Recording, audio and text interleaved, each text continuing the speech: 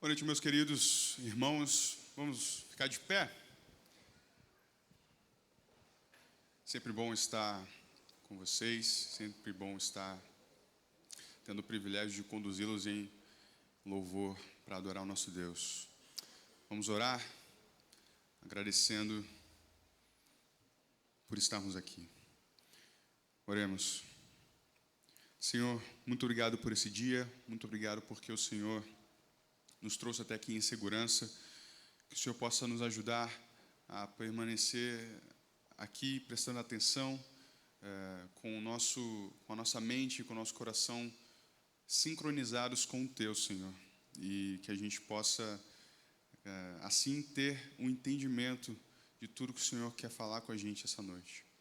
Que o Senhor possa, por intermédio do pregador, por intermédio da Tua palavra, cultivar Tua palavra cada vez mais no nosso coração e que hoje não seja diferente disso.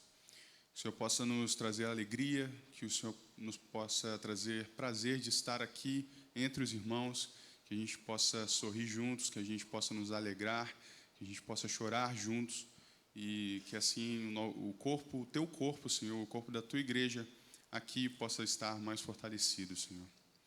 Muito obrigado porque o Senhor faz essas coisas diante da Tua soberania, diante do Teu poder. E muito obrigado por isso. Em nome de Jesus que eu oro e agradeço. Amém. Vamos cantar ao Senhor que é santo, poderoso, aquele que é e que há de vir.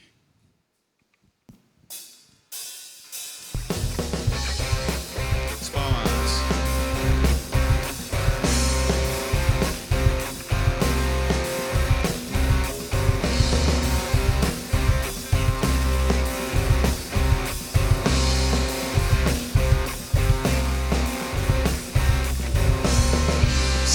Santo, poderoso, quer e que há de vir.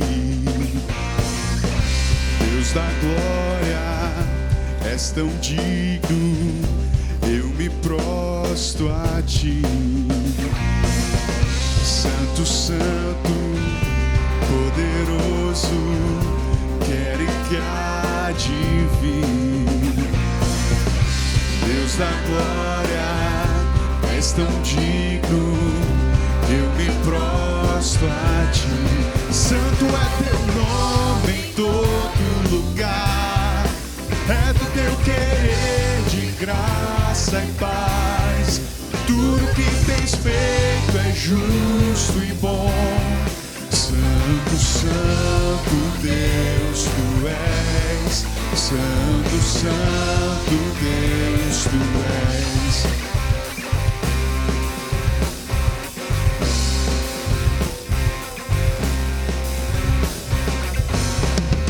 Santo, santo, poderoso, quer e que há de vir. Deus da glória, és tão digno, eu me prostro a Ti. Santo é Teu nome em todo lugar, é do Teu querer de graça e paz. Tudo que tens feito é justo e bom. Santo, santo Deus, Tu és. Santo, santo Deus, Tu és. A honra, a glória pertencem a Ti. O poder e o saber são Teus. A honra, a glória pertencem a Ti. O poder e o saber são Teus. Santo é Teu nome em todo lugar, reto é Teu querer de graça e paz. Tudo que tens feito é justo e bom. Santo, santo Deus, Tu és. Santo é Teu nome em todo lugar. é teu querer de graça e paz. Tudo que tens feito é justo e bom. Santo, Santo Deus, tu és. Santo, Santo Deus, tu és.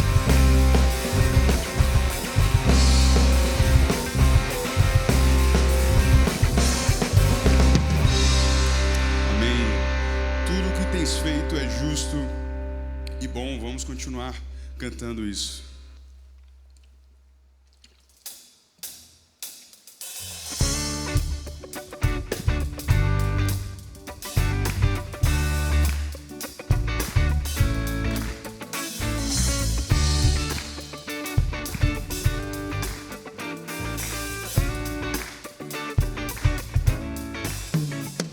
Por tudo que tens feito, por tudo que vais fazer, por tuas promessas e tudo que és, eu quero te agradecer com todo o meu ser. Por tudo que tens feito, por tudo que vais fazer, por tuas promessas e tudo que és, eu quero te agradecer com todo o meu ser. Te agradeço, meu Senhor. Te agradeço, meu Senhor. Te agradeço por me libertar e salvar, por ter morrido em meu lugar. Te agradeço, Jesus, te agradeço.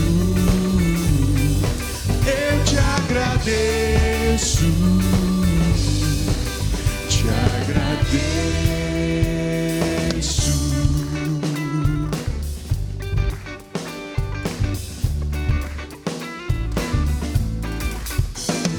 Por tudo que tens feito, por tudo que vais fazer, por tuas promessas e tudo que és, eu quero te agradecer com todo o meu ser. Te agradeço, meu Senhor. Te agradeço, meu Senhor. Te agradeço por me libertar e salvar, por ter morrido em meu lugar. Te agradeço, Jesus, te agradeço. Eu te agradeço,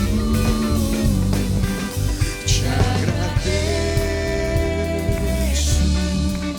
te agradeço, te agradeço.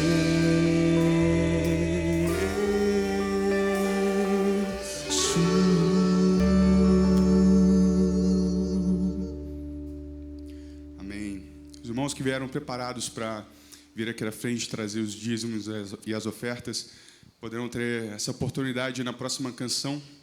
Vamos cantar então. Quero te entregar.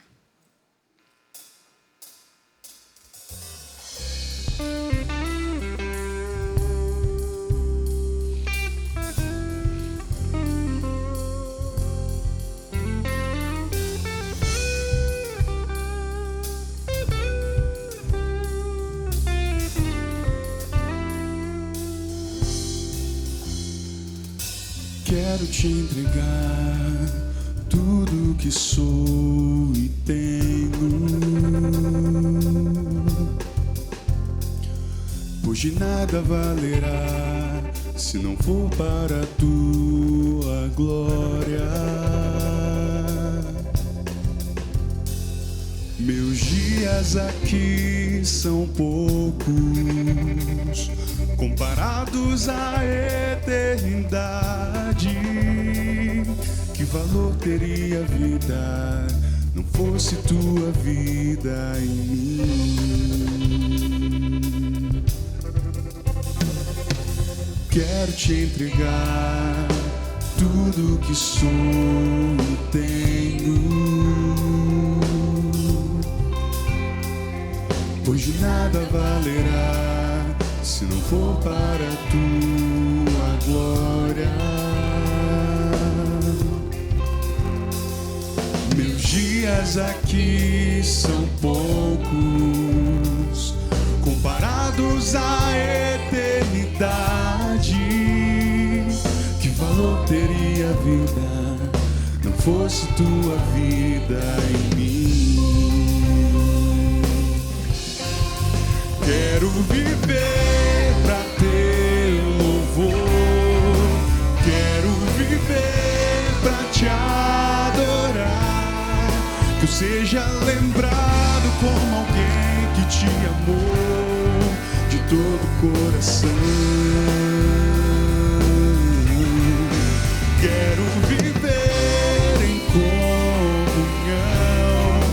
quero olhar pro meu irmão, que o meu legado seja vida no Senhor pra minha geração.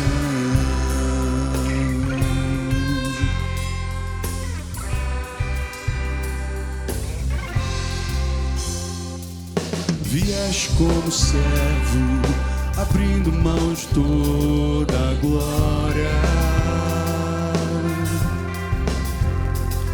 Te entregaste numa cruz, atitude que mudou a história. Não há nada que se compare, perfeita prova de amor. Que valor teria o mundo, não fosse tua redenção? Quero viver em comum, quero viver pra te adorar, que eu seja lembrado como alguém que te amou de todo o coração. Quero viver em comunhão, quero olhar pro meu irmão, que o meu legado seja vida no Senhor pra minha geração. Que o meu legado seja vida no Senhor pra minha geração.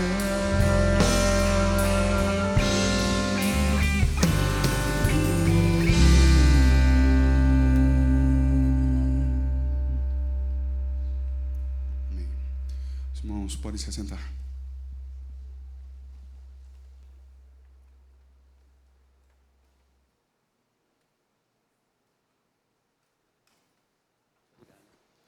Quando liga, funciona, é melhor.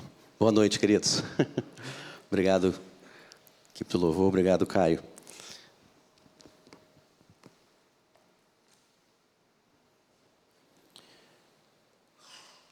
Queridos, agora sim, uma boa noite. Alegria estarmos mais uma vez reunidos para louvar ao Senhor. Eu queria ler um texto breve aqui, 2 Coríntios, finalzinho do capítulo 5, início do 6, diz assim: por amor a Cristo lhes suplicamos, reconciliem-se com Deus. Verso 21, Deus tornou o pecado por nós, aquele que não tinha pecado, para que nele nos tornássemos justiça de Deus. Como cooperadores de Deus, insistimos com vocês para não receberem em vão a graça de Deus, pois ele diz: eu o ouvi no tempo favorável e o socorri no dia da salvação. Digo-lhes que agora é o tempo favorável. Agora é o dia da salvação. Celebramos isso, irmãos, todos os domingos, especialmente no domingo de ceia, onde nós relembramos e rememoramos o sacrifício de Cristo na cruz do Calvário. E esse texto ele serve como um alerta para crentes e não crentes.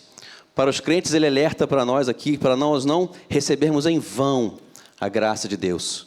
Então, os dias de culto é graça de Deus sendo derramada. Ceia do Senhor compartilhada é graça de Deus sendo derramada. As oportunidades que nós temos nas EBDs de aprender a palavra do Senhor é graça de Deus sendo derramada. A palavra de Deus sendo pregada e ministrada pelo pregador é graça de Deus sendo derramada. Não podemos negligenciar isso, nem receber isso em vão. Devemos ser gratos ao Senhor pela oportunidade que temos, domingo após domingo, de nos reunirmos como igreja para receber graça e favor do Senhor através desses meios ordinários que Ele mesmo determinou e provê para a sua igreja. E como somos gratos por isso. E também para os não crentes, hoje é dia de salvação. Então, a cada domingo que nós reunimos aqui, lógico, para ouvir e aprender a palavra de Deus, é dia de anúncio do Evangelho, da Boa Nova de salvação. Então, grande expectativa que eu tenho a cada domingo de vir aqui e ouvir a bendita palavra do Senhor. Vai ser exposta hoje pelo pastor Wagner, um texto muito conhecido pelos irmãos de João. E é uma palavra de fato de salvação, de anúncio, de reconciliação, de exortação e também de reconciliação ao Senhor. Uma mensagem de fato de salvação e oro por isso hoje também. Muito bem. Queria saber dos possíveis visitantes. Não sei se você visita a gente pela primeira ou segunda vez. Se você puder levantar a sua mão. Assim, aparentemente, pelo que eu sei, aparentemente não temos visitantes hoje. Então estamos todos em casa aqui, né? Legal. Então eu queria aproveitar e chamar as crianças de uma vez. Que pudéssemos orar por elas.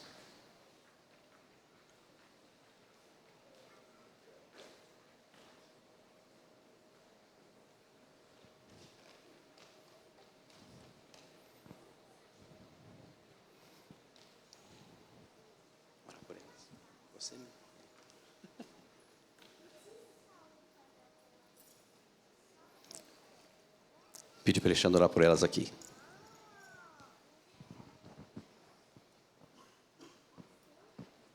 Senhor, obrigada, Pai, por esse momento de louvor. E obrigada, Deus, por essas crianças que não são só o futuro da nossa igreja, mas também são um presente, Pai. Um presente na questão de tempo e um presente na questão de gratidão, Pai. Obrigada por cada vidinha delas aqui, Senhor. Obrigada, Deus, pelas tias, pelos tios, a Deus, que se prepararam, que eles possam ter um momento muito bom lá embaixo, de aprendizado, de brincadeira e de amizade, Senhor. Obrigada por essa igreja que investe, ó Deus, nessas crianças e nos ajude, ó Deus, como pais, para sermos, ó Deus, agente principal, ó Deus, de levar a palavra do Senhor para essas crianças. Obrigada, Deus, porque a igreja entende o seu papel de auxiliar-nos e se prepara da melhor forma possível, Deus. Eu te agradeço por isso. Em nome de Jesus, amém.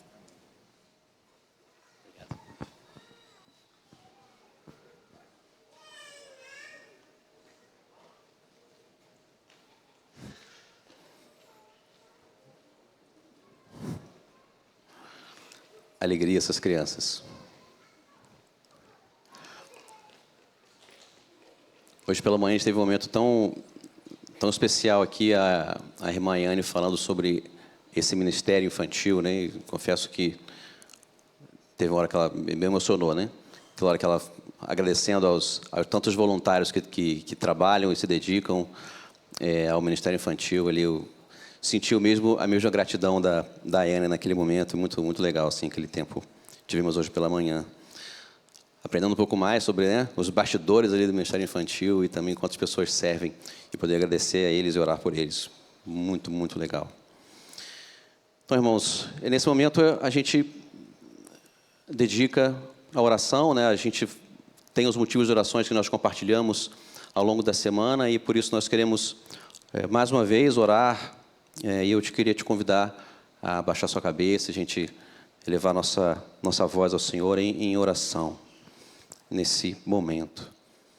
Bendito Deus, mais uma vez nos colocamos diante de Ti.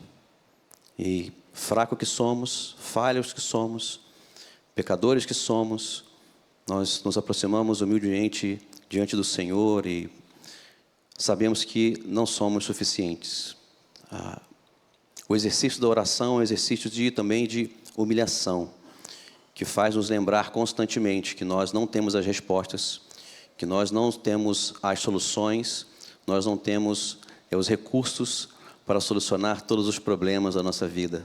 Na verdade, quando nós oramos ao Senhor, nós reconhecemos a nossa pequenez e que o Senhor é o nosso provedor. E o Senhor também não é um Deus distante. Nós podemos clamar ao Senhor como Deus todo-poderoso e onipotente, que é também o nosso Pai. E nessa condição de filhos, diante de um Deus poderoso e bondoso, e também o nosso Pai, nós levantamos nossas vozes a Ti e clamamos por tantos pedidos que nós temos aqui diante de nós. A irmã Noêmia pede oração pela biópsia do seu marido, José Augusto, fez essa semana, e nós oramos por o resultado dessa biópsia, que o Senhor esteja conduzindo toda essa questão. O irmão Maurício agradece ao Senhor também pela consulta do seu amigo Marcos Oliveira, que nós temos orado por ele, que nós continuamos também em oração pela preparação e liberação dessa cirurgia. Também a irmã Débora Amaral pede oração pela saúde mental do seu pai, Oséias, que tem 95 anos. Também eu e minha esposa Viviane, nós oramos e clamamos ao Senhor pela saúde do meu sogro, pai da Viviane, que está desenvolvendo um quadro, e nós oramos pela saúde dele.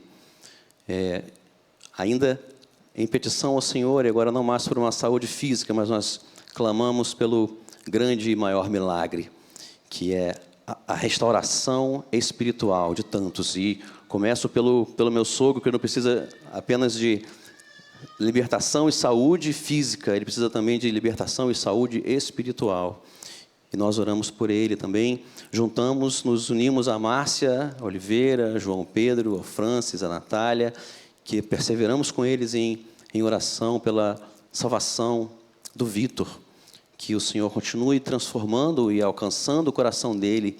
É o que nós clamamos a Ti, Deus. A irmã Meire também pede pela salvação do seu marido Valdir, do seu filho Mateus. Também nós nos unimos a ela nesse clamor. Deus, abre os olhos desses irmãos. Nós somos como mendigos que encontramos a padaria, né? Encontramos a casa do pão.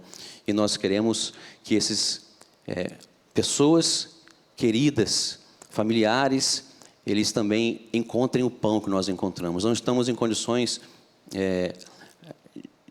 de superior, né? Nós somos pecadores, mas nós fomos alcançados pelo Senhor, e a nossa oração é que o Senhor, a mesma graça, a mesma misericórdia que nos alcançou, alcance essas pessoas queridas também. Ainda na questão de pedidos, a irmã Celice pede oração por sua viagem, né, a Raposo. Ela foi com a Igreja Batista dos Cavaleiros, que ela esteja sendo edificada nesse momento lá.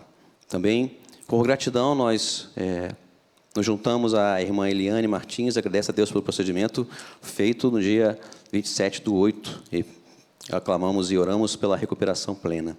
Também nós nos juntamos ali ao pastor Wagner, que agradece ali pelo seu tempo de estudo no mestrado, que concluiu o mestrado essa semana, e que é uma capacitação para ele, e é também uma ferramenta a mais para serviço da Igreja do Senhor, e nós oramos e agradecemos ao Senhor por isso também. Também a irmã Isis agradece pela melhora da saúde de sua mãe. Essas orações e tantas outras, Senhor, que não estão registradas aqui, mas são petições que foram feitas nos cultos, nos lares, algumas questões que estão particulares de cada um, nós colocamos diante do Senhor, Deus. Clamamos a Ti, tenha misericórdia de nós e seja compassivo para conosco. Nós, mais uma vez, repetimos, não temos soluções para os nossos problemas. Reconhecemos que somos falhos, somos fracos, somos pecadores e dependentes do Senhor. E isso para nós é conforto, isso para nós é segurança, porque nós temos um Pai que é poderoso, bondoso, nos ama, e Ele dá a cada um de nós a provisão que nós precisamos. E essa é a nossa esperança. Nós oramos a Ti agradecidos, em o nome de Jesus. Amém. Amém, queridos. Comunica CIB. Olá, começa agora mais um Ligado.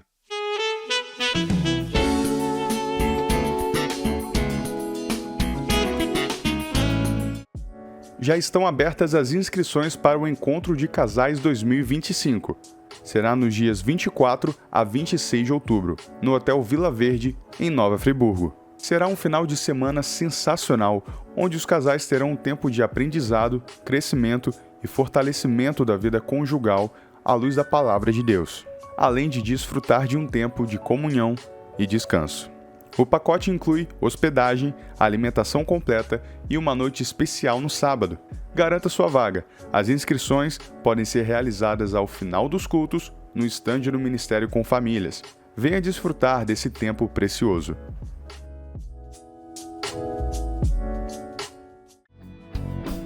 Convidamos você que é mãe a comemorar os 30 anos do Desperta Débora.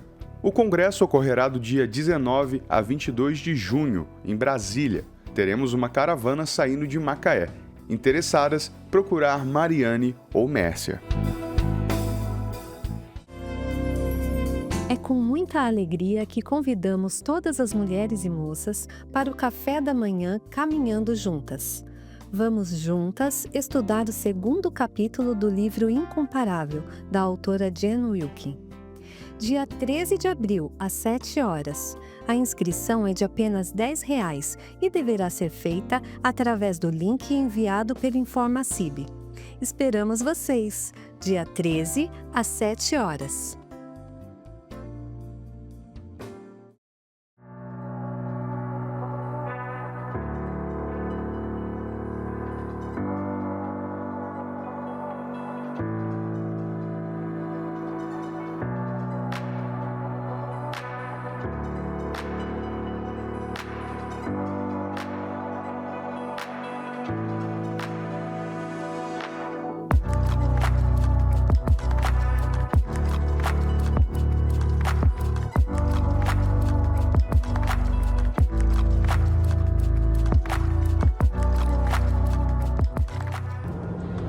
Olá, queridos irmãos da CIB, eu sou o pastor Abisaí e quero falar com cada um de vocês agora.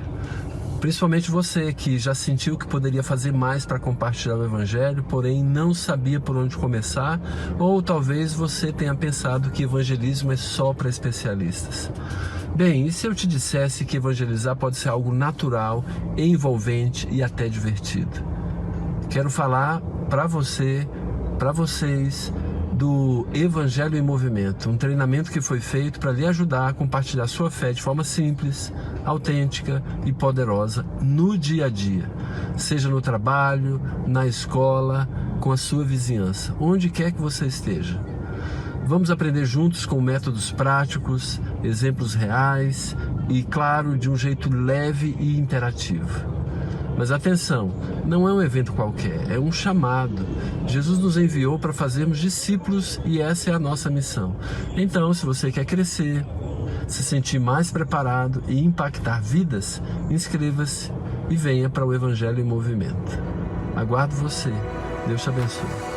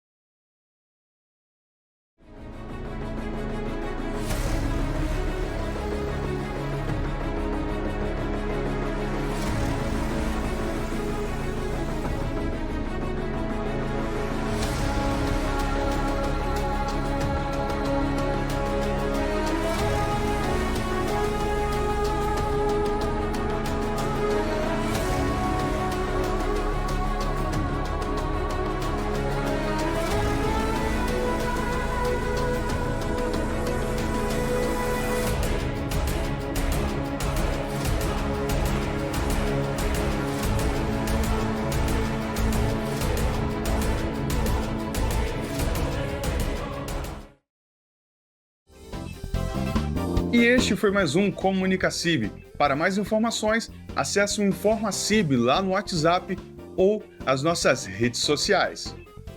Até a próxima!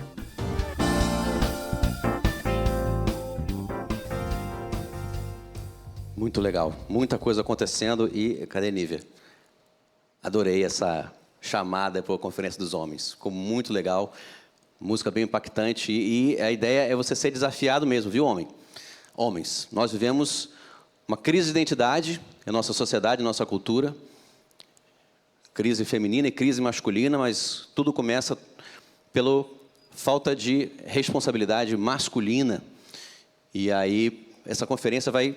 Nosso Café dos Homens, nós temos falado já sobre isso, mas nessa conferência a gente vai mergulhar um pouco mais, vai ter um tempo com...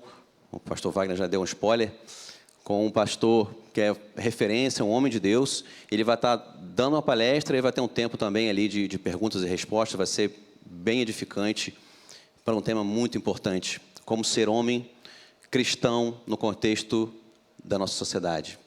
Você está mais que convidado, você está convocado a participar e convidar outras pessoas, outros homens também, tá bom? Uma outra coisa com relação ali ao encontro de casais. Vocês não sabem, só um parênteses aqui, não sabem que a primeira programação que a princípio eu e Viviane iríamos participar da igreja aqui da CIB, quando ainda éramos visitantes, seria o encontro de casais. Mas acabou que a gente nunca conseguiu ir. Desde quando a gente entrou aqui pela primeira vez, o primeiro contato que eu fiz com o Sérgio foi para justamente participar do encontro de casais. Mas acabou que a gente não conseguiu, aí dessa vez não passa, hein? Dessa vez a gente vai estar lá. Já garantimos a nossa vaga, inclusive. E se você é casado, convido você também a estar lá conosco. Amém? Então, acho que é isso. Mais uma canção e depois o pastor Wagner vai trazer a palavra do Senhor para nós nessa noite.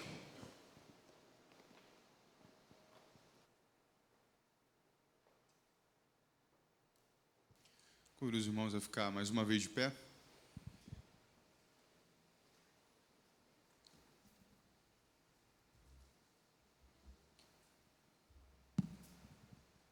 Vamos cantar.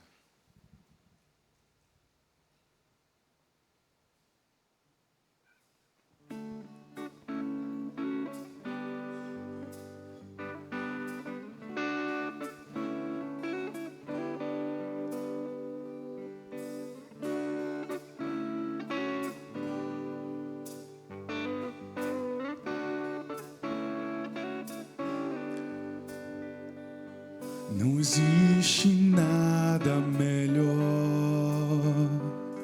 do que ser amigo de Deus, caminhar seguro na luz, desfrutar do seu amor, ter a paz no coração, viver sempre em comunhão e assim perceber a grandeza do poder de Jesus, meu bom pastor.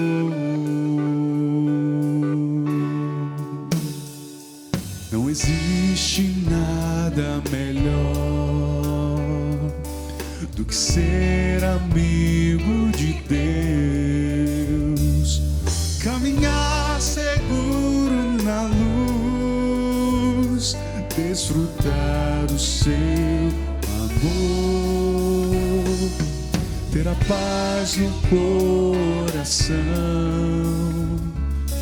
viver sempre em comunhão e assim perceber a grandeza do poder de Jesus, meu bom pastor.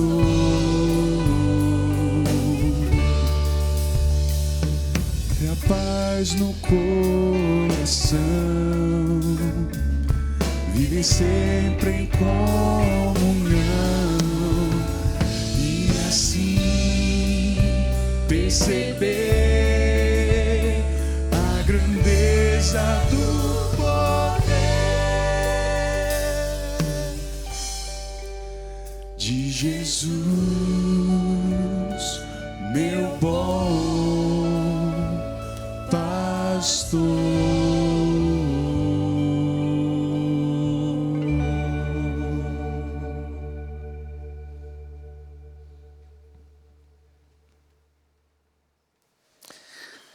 Os irmãos podem sentar. Obrigado, Caio. Obrigado, irmãos, que nos conduziram em canções nessa noite. Os irmãos chegam cedo, ensaiam, se preparam e participam, né, desse culto ao Senhor com tanta alegria, com tanto entusiasmo. E é bom poder cantar ao Senhor. Bom, apenas uma ressalva aqui. Quando o Sodré orou pelos motivos aqui apresentados, mencionou o dia da cirurgia, do procedimento, não cirurgia, um procedimento médico realizado da nossa irmã Eliane. Só que a data foi dia 28 de março, ela realizou esse procedimento no dia 28 de março. Ela está em recuperação, em casa ainda, então carece das nossas orações, no sentido de ela estar realmente gozando de plena recuperação. Então lembre, foi recente essa cirurgia, né? Então lembre de orar por ela também. Bom, eu também tenho algo para falar para vocês, para os meus irmãos. Quando eu me casei em 1994, faz tempo, eu me lembro que quando eu casei, 6 meses depois que eu casei, a minha esposa engravidou, né? Então nós fomos pais muito cedos, 1 ano e meio depois do nosso casamento. Estava lá nascendo a Marcela, lá em Petrópolis. Nós estávamos com a nossa vida lá em Petrópolis. Ela chegou, foi um motivo de muita alegria, e naquela época as pessoas falavam assim, ué, tão jovem, né? Tão jovem, e já teve um bebê? Eu segui a orientação do Senhor nas Escrituras, né? Muito embora não tivesse todo o conhecimento ainda pleno, né? Mas é para multiplicar. O Lucas Elias está no 4º filho agora, né? O 4º filho, né? Já nascendo. Nós anunciamos recentemente, não é? O bebê da Cacá. E hoje nós anunciamos a gravidez, então, de um outro casal. Não sei se ele está aqui hoje. Está lá fora na recepção. Está ali na recepção aqui, ó.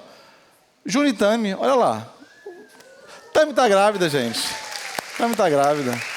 Mais um bebê para chegar, para povoar essa terra, para poder encher os nossos corações de alegria. Um jovem, 6 meses, seguindo o caminho do Lucas. Seguindo a orientação do Senhor nas Escrituras, né? Muito bom. Sejam bem-vindos vocês a esse mundo da paternidade. Uma alegria poder caminhar com você, né? Eu os tenho em meu coração e quero poder caminhar, não é? Sendo um avô emprestado também. Estou meio bobo com o negócio de avô, quero ser um avô emprestado também do filho de vocês, tá bom? O Bauru não é um avô emprestado aí do filho do Lucas e da Cacá? Por que não, né? Não é isso? Muito bem. Irmãos, estamos juntos, debruçados no Evangelho de João. E se você tem acompanhado, né, a série que temos desenvolvido aqui no Evangelho de João, você sabe que o objetivo do Evangelho de João é apresentarmos Jesus, né? Apresentarmos Jesus. O Evangelho de João se incumbe disso. E nós temos feito uma exposição, versículo por versículo, e nós queremos, agora já chegamos no capítulo 8 do Evangelho de João. E o tema que eu quero pensar com você hoje, baseado no texto de João, capítulo 8, do verso 1 até o verso 11, é lidando com o pecado. Esse é o tema. Lidando com o pecado. Mas algumas perguntas introdutórias precisam ocupar a nossa mente agora. O que é o pecado? A gente precisa pensar sobre isso. Como que você lida com o seu pecado? Como que você lida com o pecado do outro? Como que você lida com o seu potencial para o pecado? E também, como que será que Jesus lida com o nosso pecado? Com essas perguntas em mente, eu quero voltar a sua atenção para o Evangelho de João, capítulo 8, versos de 1 a 11, Por favor, me acompanhe na leitura. Eu estou na nova versão internacional, e vou ler esse trecho de João, capítulo 8, versos de 1 a 11. Você já abriu a sua Bíblia? Já está com o seu celular aberto aí, ou a sua Bíblia mesmo de papel aberta? Então vamos acompanhar a leitura desse texto. Jesus, porém, foi para o Monte das Oliveiras. Ao amanhecer, ele apareceu novamente num templo, onde todo o povo se reuniu ao seu redor, e ele se assentou para ensiná-lo. Os mestres da lei, os fariseus, trouxeram-lhe uma mulher surpreendida em adultério. Fizeram-na ficar em pé diante de todos e disseram a Jesus: Mestre, esta mulher foi surpreendida em ato de adultério. Na lei, Moisés nos ordena apedrejar tais mulheres. E o Senhor, o que diz? Eles estavam usando essa pergunta como armadilha, a fim de terem uma base para acusá-lo. Mas Jesus inclinou-se e começou a escrever no chão com o dedo. Visto que continuavam a interrogá-lo, ele se levantou e lhes disse: Se algum de vocês estiver sem pecado, seja o primeiro a atirar pedra nela. Inclinou-se novamente e continuou escrevendo no chão. Os que o ouviram foram saindo, um de cada vez, começando pelos mais velhos. Jesus ficou só, com a mulher em pé diante dele. Então Jesus pôs-se em pé e perguntou-lhe: Mulher, onde estão eles? Ninguém a condenou? Ninguém, Senhor, disse ela. Declarou Jesus: Eu também não a condeno. Agora vá e abandone a sua vida de pecado. Vamos orar?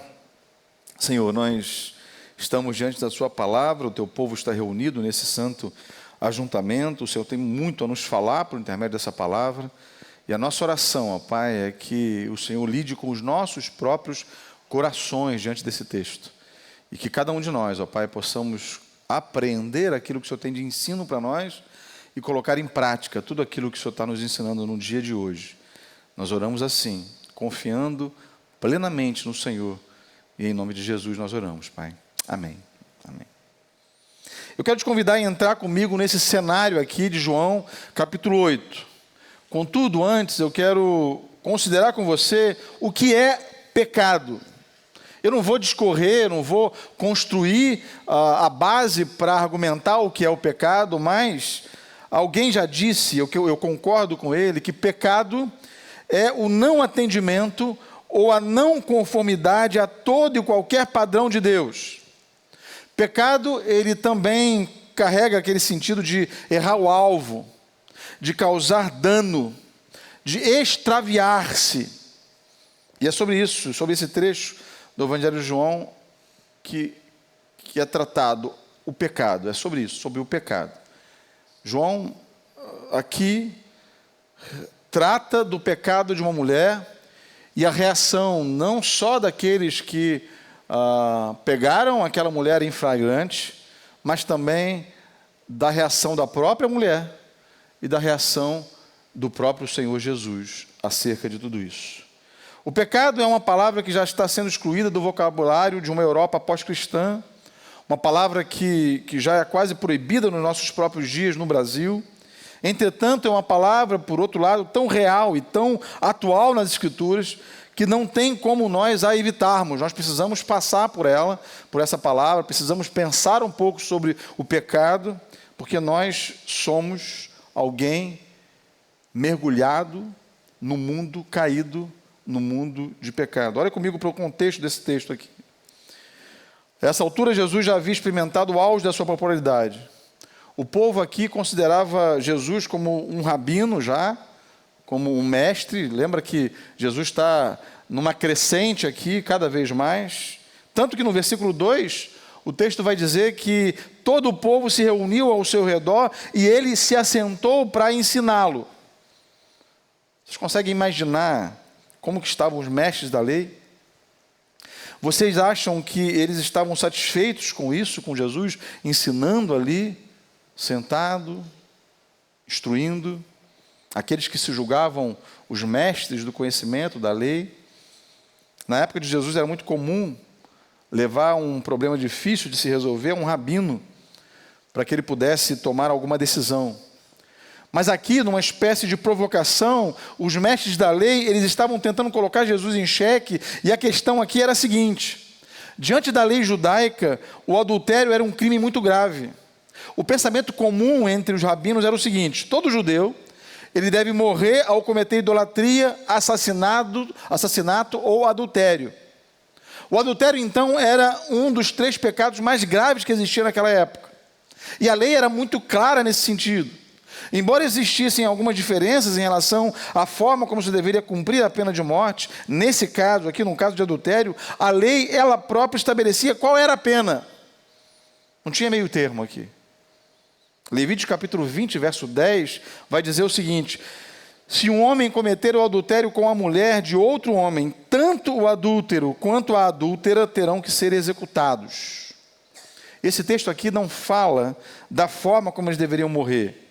Mas se você olhar lá para Deuteronômio capítulo 22, versos 23 e 24, você vai constatar qual era a pena para adultério aqui: morte por apedrejamento. A lei escrita judaica, que se chamava Misná, afirmava também que o castigo para a mulher desposada que cometesse adultério era morrer apedrejada. Essa era a lei da época, era a lei da ocasião. Então, do ponto de vista puramente legal, aqueles mestres da lei, aqueles fariseus, eles até tinham razão em pensar sobre isso, em fazer isso. Essa mulher, ela merecia a pena de morte. E foi exatamente aí que eles quiseram colocar Jesus em xeque. Olha os versículos 4 e 5. Mestre, essa mulher foi surpreendida em ato de adultério. A lei de Moisés nos ordena apedrejar tais mulheres. E o Senhor, o que diz? Percebe? O que os mestres da lei e aqueles fariseus queriam era de fato colocar Jesus diante de um dilema para que ele pudesse tomar uma decisão que, na perspectiva deles, complicaria Jesus. O dilema era o seguinte: se Jesus decidisse que era necessário apedrejar aquela mulher, 2 coisas poderiam acontecer.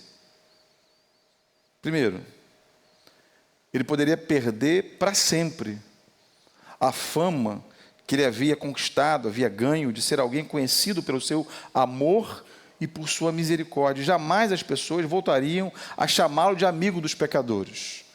Sinceramente, eu não creio que isso fosse tão importante para Jesus assim, porque ele já havia tomado outras atitudes contra a multidão. E segundo, se ele dissesse que aquela mulher deveria morrer de fato, isso seria um choque para a lei romana, porque o judeu, ele não tinha poder para impor a pena de morte sobre ninguém. Porque, embora a comunidade judaica, através do Sinédrio, através da sua liderança, tivesse autonomia para julgar uma pessoa por não cumprir a lei judaica, eles não tinham autonomia para executar essa lei. Então, se por outro lado, Jesus decidisse que era necessário perdoar aquela mulher, imediatamente ele seria acusado de desobedecer e incitar os homens a desobedecerem a lei de Moisés. Percebe aqui?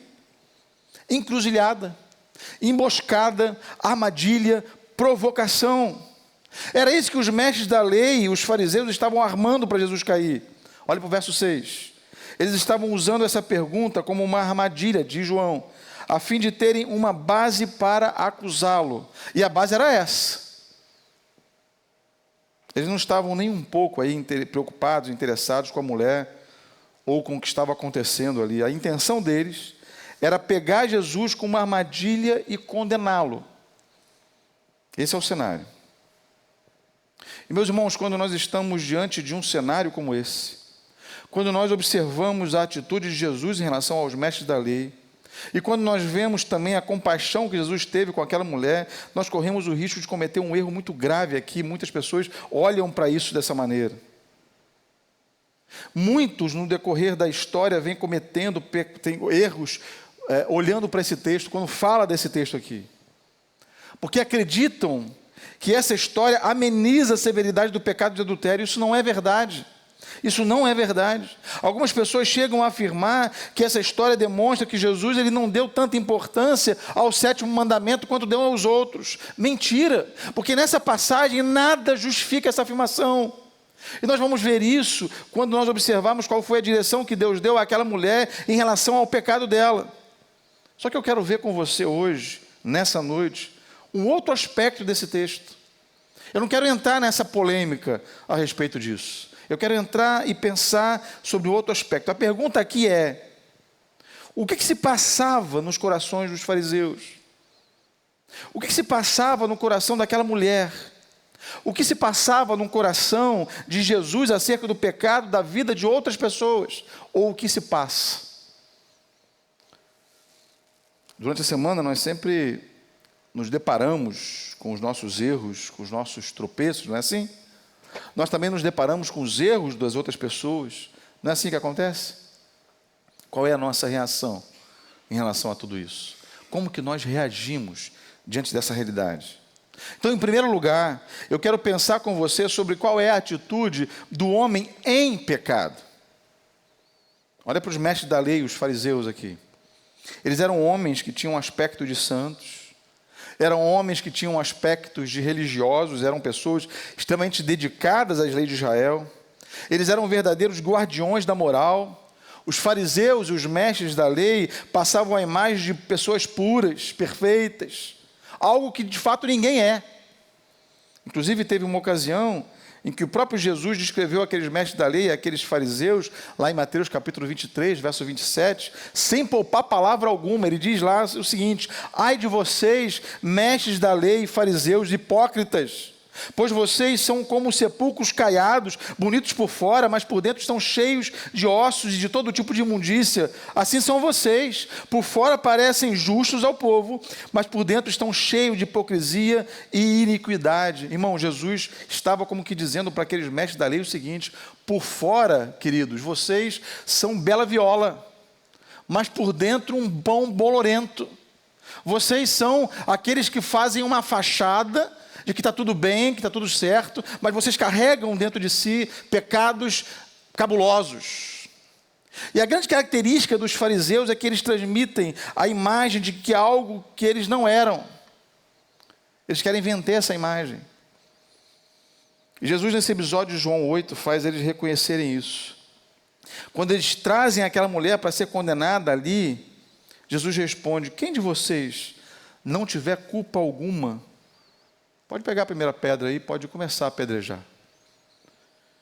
E o texto nos diz que um a um, começando pelos mais velhos, foram saindo de fininho. Percebem? Talvez porque, sei lá, os mais velhos tenham um pouco mais de consciência em relação aos seus pecados. Possivelmente o que estava acontecendo é que eles estavam sendo movidos por sua consciência, uma consciência que os acusava agora. E diante da acusação, eles ganham a consciência do seu pecado e eles vão embora. Mas eles transmitiam a imagem de serem puros, de serem santos. E esses são aqueles que eu classifiquei aqui como homem em pecado. É claro que eles têm pecado, todos nós o temos. Mas no caso deles, eles faziam questão de mantê-los bem ocultos, bem privados ali. Eles faziam questão de transmitir um ar de santidade, de espiritualidade, de devoção. Mas por dentro, eles estavam podres, literalmente podres. Qual era a atitude desse grupo de mestres da lei e fariseus? Qual era a atitude deles em relação a eles mesmos? Irmãos, eles se sentiam, em termos da fé judaica, como se eles fossem a última figurinha do álbum. Já viu uma figurinha que falta no álbum? Eles se sentiam assim muito importantes, se achavam o máximo. Ninguém se comparavam a eles, ninguém era tão importante quanto eles, os seus pecados eram simplesmente ocultos. Jesus já havia dito que eles desejavam matá-lo e eles negaram isso. Jesus diz que eles estão mentindo e eles racionalizam a mentira. Eles lutam de toda maneira para manter os seus pecados abaixo da superfície. Eles lutam para que ninguém perceba o seu pecado. E quando Jesus os confronta, dizendo que quem não tem pecados pode começar a jogar pedras, eles fazem o quê? Eles vão embora. Vão saindo de fininho. Eles não queriam tornar evidentes os seus pecados. Eles se retiram para manter a sua imagem de santo. Talvez até tivessem uma certa sensibilidade para o pecado, mas eles não davam o devido valor para isso. E aí todos nós sabemos onde isso nos leva. Você lembra de Hebreus capítulo 3, verso 13? Hebreus capítulo 3, verso 13, vai dizer que nós somos propensos a termos os nossos corações endurecidos pelo engano do pecado. É isso que está lá em Hebreus capítulo 3, verso 13. O pecado começa a endurecer o coração, irmãos. Você começa agora a tornar insensível, e você não consegue mais sentir o pecado, você vai como se estivesse sendo insensível mesmo, vai vivendo aquilo ali, a realidade como se aquilo não fosse mais pecado.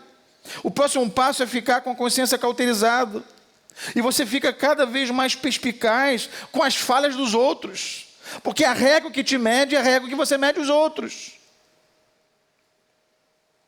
Era isso que estava acontecendo com aqueles mestres da lei e com aqueles fariseus. Eles eram os primeiros a negligenciarem a lei em diversos aspectos. Mas uma mulher adúltera? Isso não dá. Talvez eles pudessem até ser tolerantes com um homem adúltero, mas com uma mulher adúltera, isso é demais. Não dá. Aliás, onde está o homem que adulterou com aquela mulher? Por que eles não apresentaram também a Jesus o homem, só apresentaram a mulher? Isso acho que é fruto para um novo estudo a respeito disso. Nós não vamos nos deter nisso aqui agora, mas é curioso a gente pensar sobre isso. Lembra que Mateus disse lá em Mateus capítulo 7? Por que você repara o cisco que está no olho do seu irmão e não se dá conta da viga que está em seu próprio olho? Como você pode dizer ao seu irmão, deixe-me tirar o cisco do seu olho, quando há uma viga no seu? Hipócrita! Tire primeiro a viga do seu olho, então você verá claramente para tirar o cisco do olho do seu irmão. Então, irmãos, o que eu quero dizer e quero chamar a sua atenção é para que o fariseu típico é aquele que não percebe, é aquele que ignora, que despreza os seus pecados, e apesar de ter uma trave no seu olho, ele é muito capaz de discernir o cisco dos outros, ele é capaz de tratar com o pecado dos outros.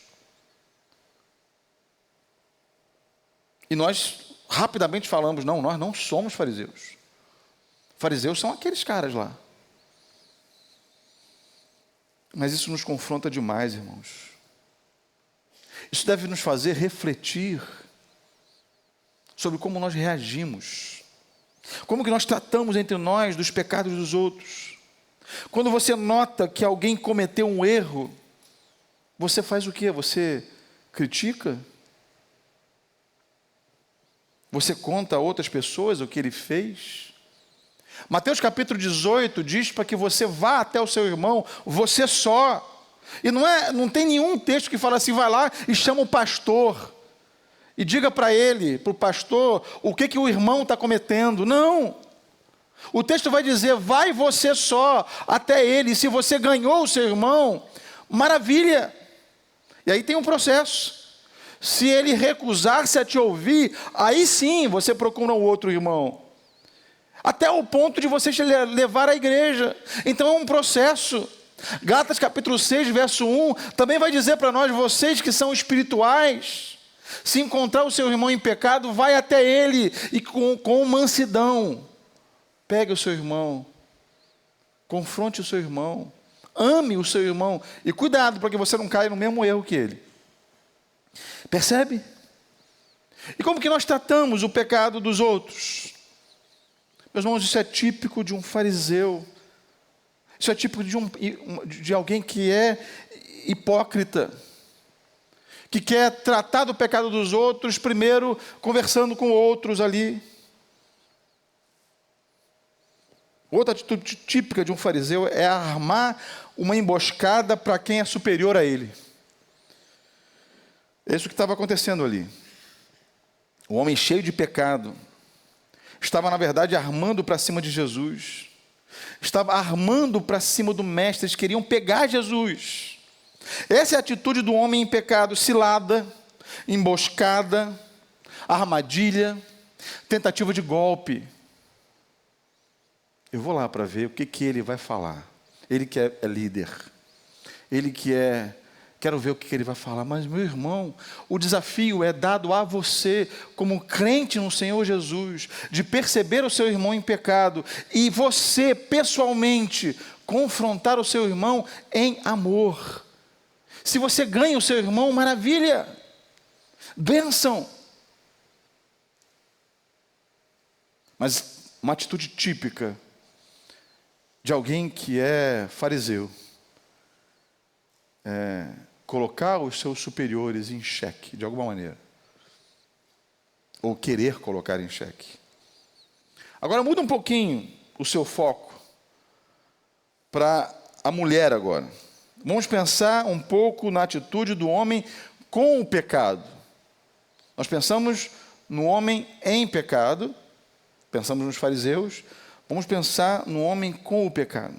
É claro que nós sabemos que todo homem tem pecado, mas eu quero pensar em alguém cujo pecado foi exposto, como aquela mulher foi.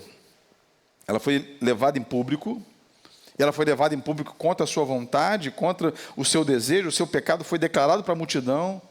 O que fazer nesse caso?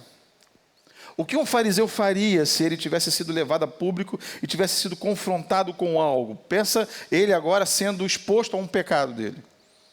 Como nós já falamos, eles foram embora, eles evitaram o confronto. Eles deram aquela saída estilo leão da montanha, sabe? Sai meio de banda assim. Pode ser até que alguns deles, naquele momento, tenham tido a petulância de racionalizar o pecado nos seus corações. As Escrituras me apoiam nisso. Olha para o Velho Testamento, os patriarcas tiveram mais do que uma mulher. Por que essa exigência tão grande aqui? Vamos parar com isso. No passado havia tolerância, por que não tem tolerância agora? Lembra de Davi? Ele teve 7 esposas. Lembra de Salomão? E aí eu fico imaginando, né? Eles, de alguma maneira, ali, racionalizando o pecado. E se você estiver já acusando esses fariseus, cuida, porque muitos de nós, por vezes também, hoje, queremos racionalizar de uma outra maneira. Talvez mais neotestamentários, nós possamos racionalizar nos nossos corações. Olha para 1 Coríntios capítulo 7. Vai lá. Lá diz que maridos e esposas têm a obrigação mútua e o dever na satisfação sexual um do outro.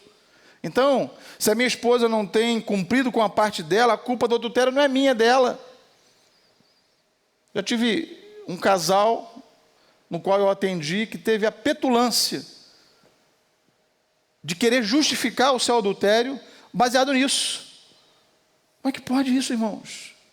Um fariseu, ele vai sempre buscar a resposta para os seus problemas na vida dos outros. Mas essa mulher, com o seu pecado declarado, colocada agora em público, no centro de uma roda, ela não negou o seu pecado. Ela não racionalizou, ela não tentou de se passar por inocente, ela não tentou apelar dizendo que amava o homem com quem ela foi pega. Ela não tentou justificar nada, ela simplesmente se calou. Ela podia dizer que a culpa não era só dela, tinha um homem envolvido nisso. E ela podia, de repente, pleitear 50% da culpa, pelo menos. Iria amenizar um pouco para ela, sim ou não? Irmãos, um pecador que age confrontado pelo seu pecado, segundo o coração de Deus, ele não procura se esconder e se justificar atrás dos outros. Pode ser até que no futebol, nós jogamos futebol no sábado, né? Pode ser que no futebol, de fato, a melhor defesa seja o ataque. Mas no campo do relacionamento com Deus não é assim, irmãos. Não é atacando que a gente resolve as coisas. Provérbios capítulo 28, verso 13, diz o seguinte: quem esconde os seus pecados não prospera, mas quem os confessa e os abandona encontra misericórdia. Você deve conhecer também 1 João capítulo 1, versículo 9. Se confessarmos os nossos pecados, Ele é fiel e justo. Para quê? Para nos perdoar os pecados e nos purificar de toda a injustiça. Tiago capítulo 5, verso 16, também vai nos dizer: confessem os seus pecados uns aos outros e orem uns pelos outros para serem o quê? Curados, irmãos. Você percebeu que a orientação de Deus é que nós devemos reconhecer o nosso pecado? Você percebeu que a orientação de Deus é que nós devemos confessar o nosso pecado em lugar de atacar, em lugar de racionalizar, em lugar de se defender?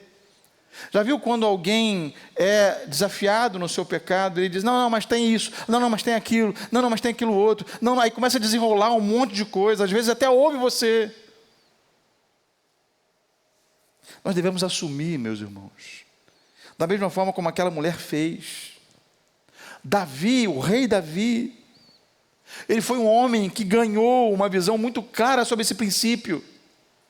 Ele escreveu escreveu vários salmos, mas o salmo de número 51 é emblemático. Capítulo 51, versos 2 a 4, ele vai dizer assim: lava-me de toda a minha culpa e purifica-me do meu pecado, pois eu mesmo reconheço as minhas transgressões e o meu pecado sempre me persegue. Contra ti, somente contra ti, eu pequei e fiz o que tu reprovas, de modo que justa é a tua sentença e tem razão em condenar-me. Então a característica de Davi aqui, meus irmãos, que é chamado de um homem segundo o coração de Deus, é essa prontidão de confessar, é essa prontidão de assumir a sua própria culpa, custe o que custar. Ele não chega diante de Deus e pede para diminuir a sua punição. Ele reconhece que o que ele merece é o castigo. E aquela mulher, da mesma forma, ainda que com menos discernimento espiritual, ela não argumenta, ela não questiona. Ela não questiona a punição do apedrejamento que a lei estipulava. O pecador, meus irmãos, segundo o coração de Deus, assume, não reivindica. Ele assume. Esse é o padrão de Deus para nós. É isso que nós, como filhos de Deus, sendo ou não surpreendidos no ato do pecado, devemos fazer: assumir e confessar. Mas pastor, isso é duro, isso vai trazer muito dano colateral. Sim, mas precisamos enfrentar isso diante do Senhor, porque é assim que você é liberto, é assim que você é livre. É isso que nós, como filhos de Deus, devemos fazer, irmãos. E o que dizer então a respeito da atitude de um homem sem pecado? Jesus foi o único que nunca pecou. E é claro que eu estou me referindo a ele aqui. Mas nós sabemos que, se por um lado as Escrituras dizem que Jesus não pecou e que é possível viver uma vida de acordo com o caráter de Deus e com os padrões dele, por outro lado, isso não significa que nós não vamos falhar. Porque só quem não falha é o próprio Senhor Jesus. Porque as Escrituras vão nos dizer também que, se dissermos que não temos pecado, nós estamos o quê? Mentindo.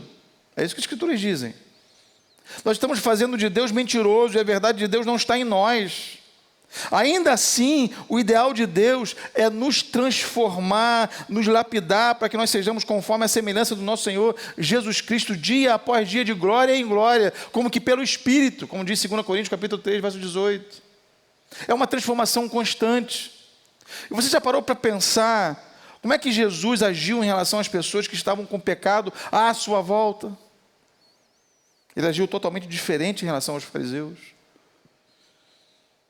A Bíblia diz em Mateus capítulo 23, versículo 5, que tudo o que os fariseus fazem, eles o fazem para serem vistos pelos homens.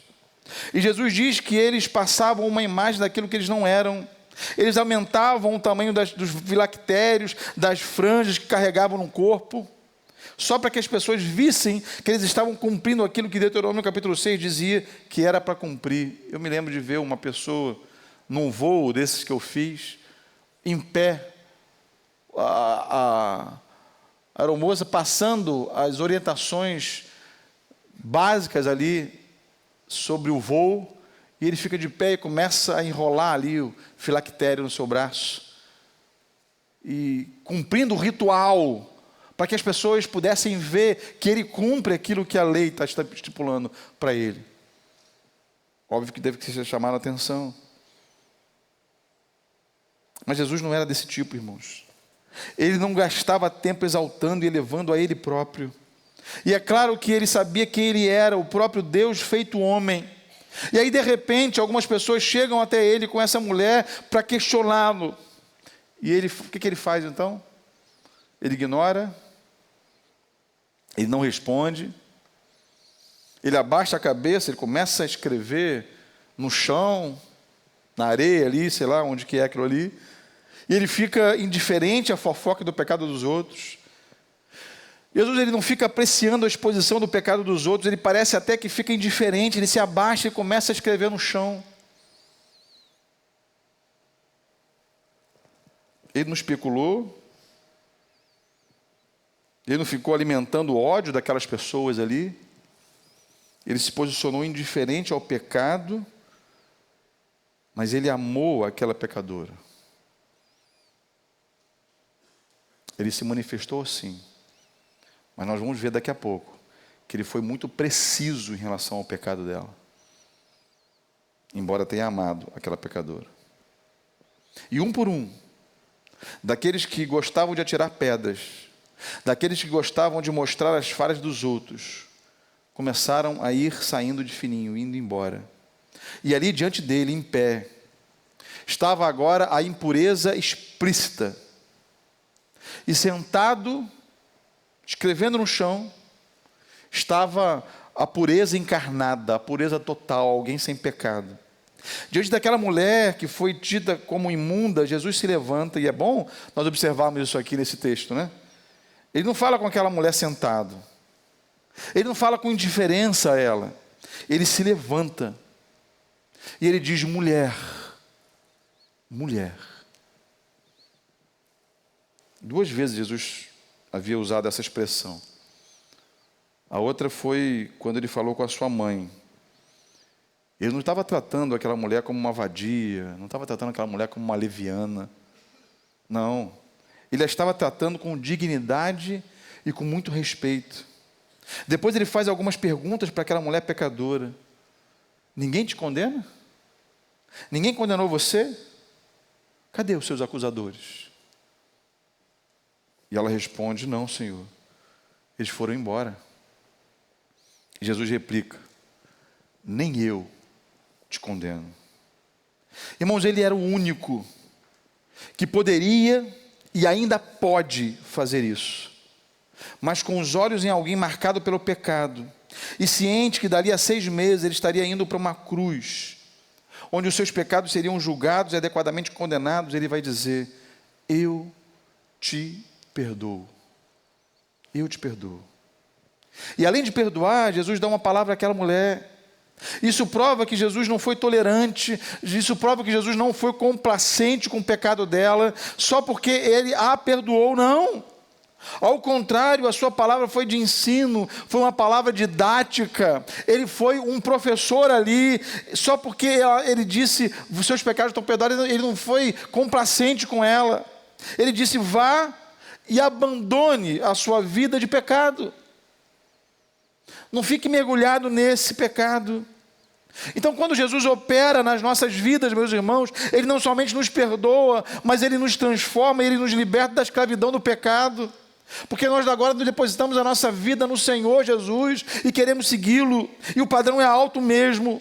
E ele não nos perdoou para que nós continuássemos vivendo uma vida de pecado. Ele nos perdoou para nos transformar conforme a sua imagem, conforme a sua semelhança. E é para isso que ele nos perdoa.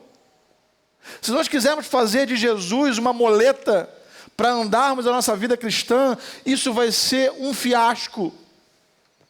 Um fiasco.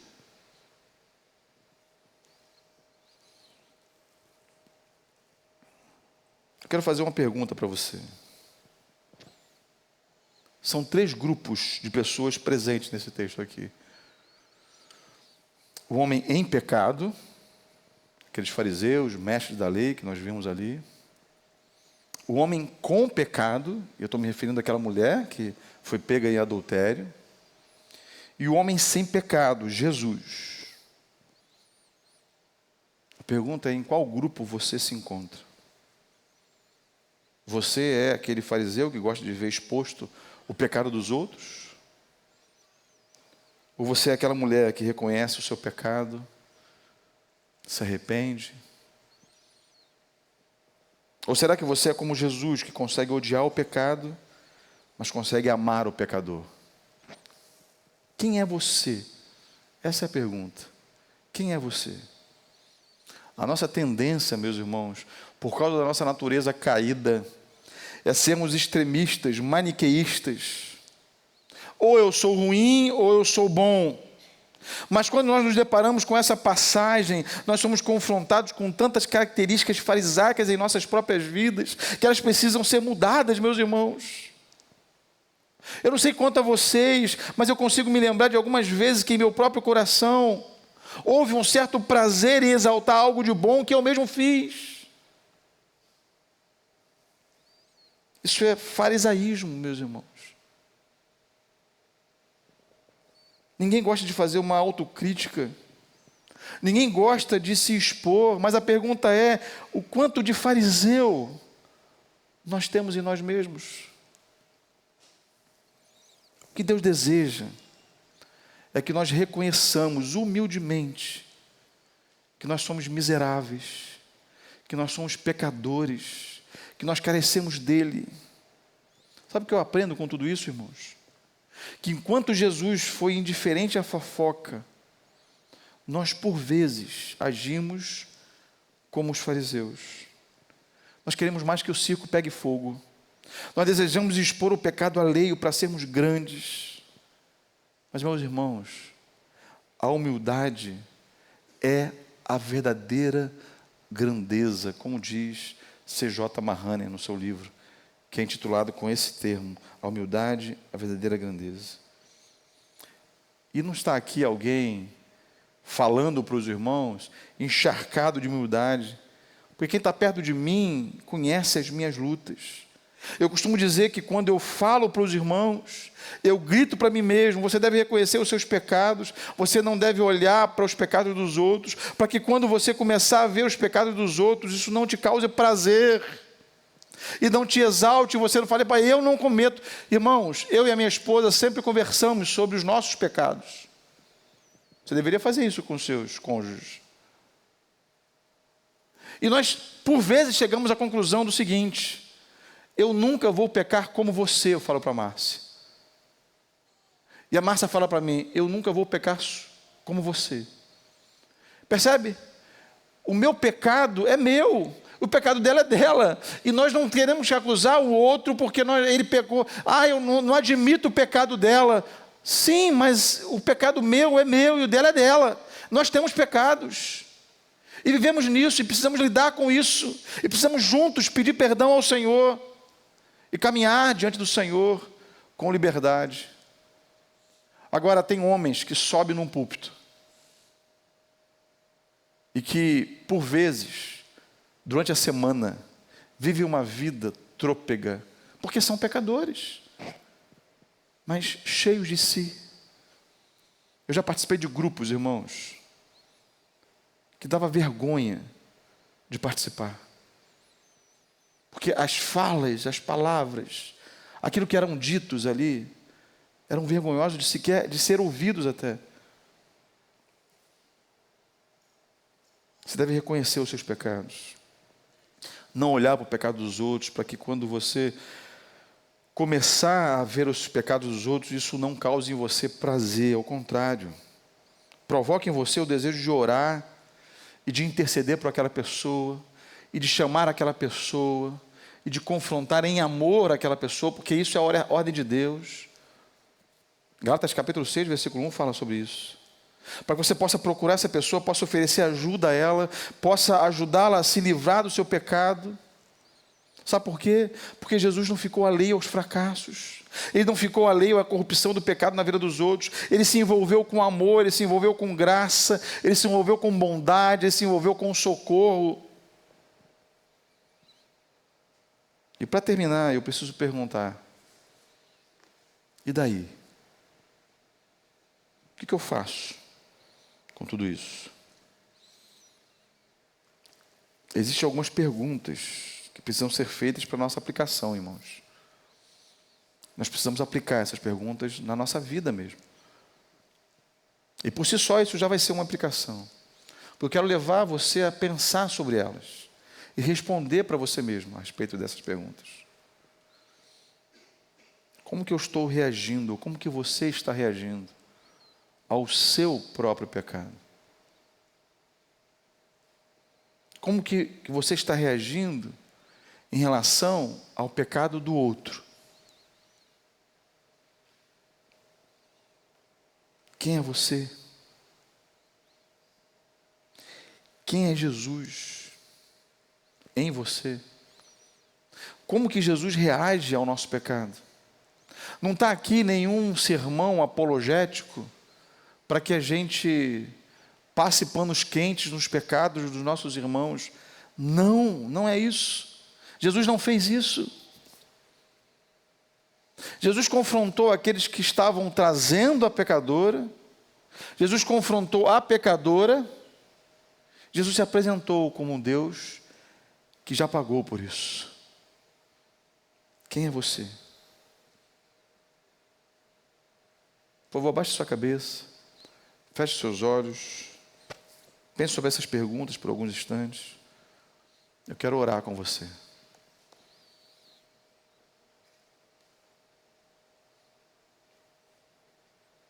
Quero pedir para o pessoal da música já subir aqui, para cantarmos uma última canção. Eu queria que você pensasse como que você reage ao pecado seu e dos outros que estão à sua volta. Olha o Senhor.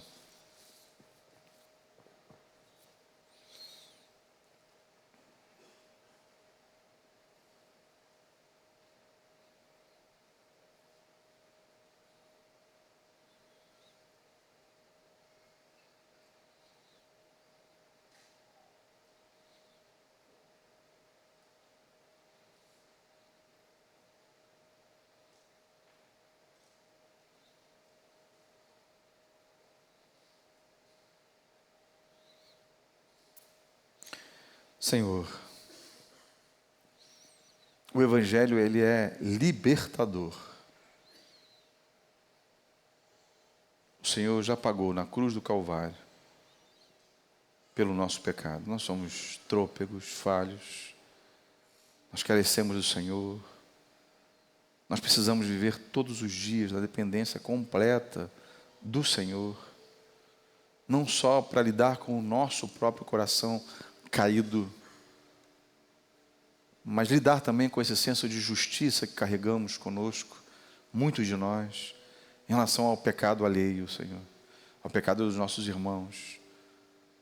O Senhor nos convoca a sermos reconciliadores, ó Deus. Ajuda-nos a sermos assim, para que nós possamos refletir quem o Senhor é, para que nós possamos viver, para que o Teu nome seja exaltado no nosso meio, na nossa vida, no nosso estilo de vida, Senhor. Ajuda-nos nesse sentido. O Evangelho é libertador. O Senhor já fez tudo o que tinha que ser feito naquela cruz. A nós basta apenas crer no Evangelho, crer no Senhor Jesus, crer de que o Senhor veio, viveu entre nós, nos ensinou, como nos ensinou por intermédio desse episódio aqui em João capítulo 8, como o Senhor reage a essas coisas. E o Senhor então morre numa cruz, e ali paga tudo o que deveria ser pago pelo nosso pecado, Deus. Que bênção é crer no Evangelho, que alegria é poder usufruir do Evangelho. Ajuda-nos, ó Pai, a confiar cada vez mais em Ti, na Tua palavra, no Senhor, no poder que há na cruz do Calvário em relação ao nosso pecado. Ajuda-nos, Pai, a vivermos para a Tua glória, para a Tua exaltação. Eu oro assim, junto com os meus irmãos aqui. O Senhor tem essa habilidade de vasculhar corações. Então vasculhe os nossos corações nessa hora. Não há nada oculto aos Teus olhos. Os Seus olhos, como diz lá em Provérbios, estão atentos sobre os bons e os maus. Que santa segurança é essa que nós temos no Senhor.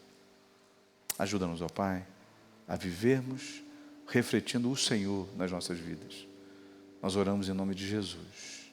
Perdoa-nos, Pai, os nossos pecados, nossas falhas. O Senhor é Deus soberano sobre todos eles. Nós oramos em nome de Jesus, o nosso Salvador, o nosso Senhor, Pai. Amém e amém.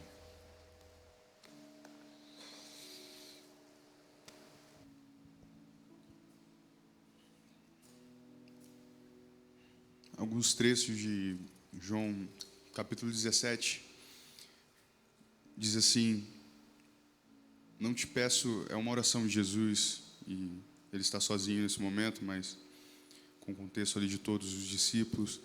Não te peço apenas por estes discípulos, mas também por todos que crerão em mim, por meio da mensagem deles.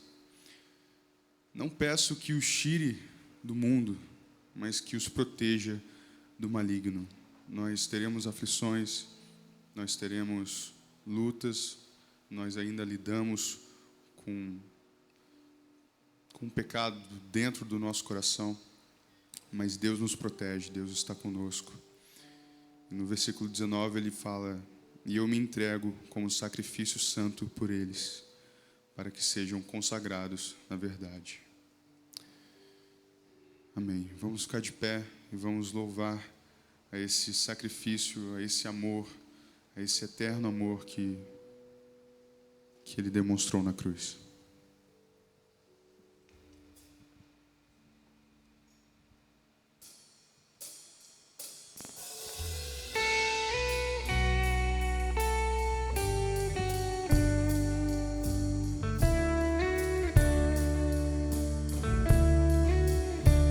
Não há ouro ou bens, nem riquezas também que me afastem do teu coração. Nem amor por alguém poderá me afastar de ti. Cante. Jesus, incomparável amor que me resgatou. Mestre, hoje pra sempre tua face eu buscarei.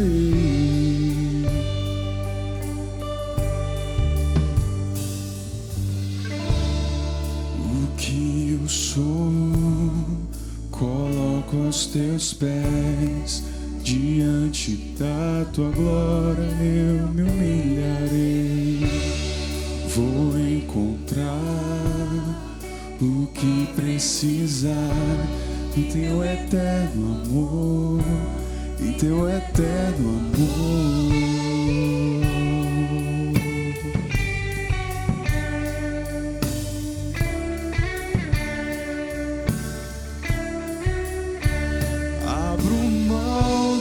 Sou, meus desejos eu dou, quero em tudo, Senhor, te adorar.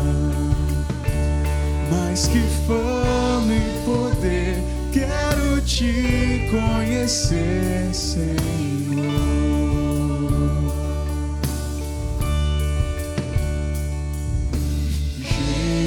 Jesus, incomparável amor que me resgatou.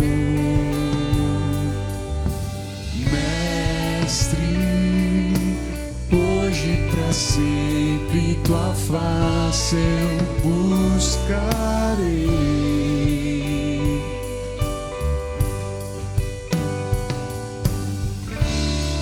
O que eu sou, coloco aos teus pés, diante da tua glória eu me humilharei.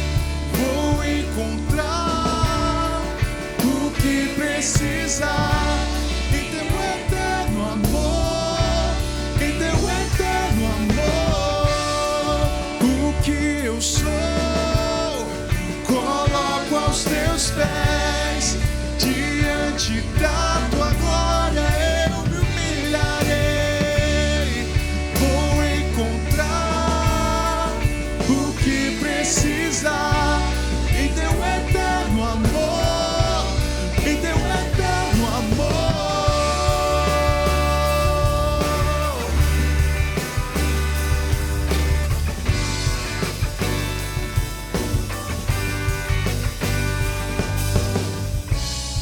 Jesus, incomparável amor que me resgatou.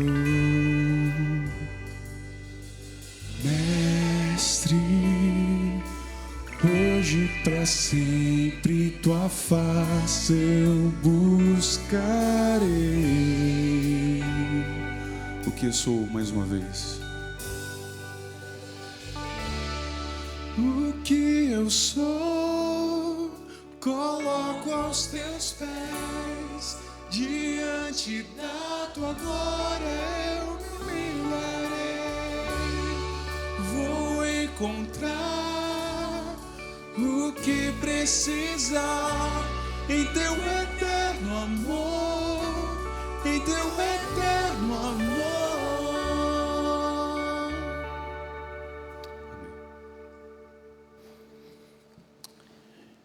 Querido Deus, como pecadores que somos, nós nos aproximamos de Ti, da Tua graça.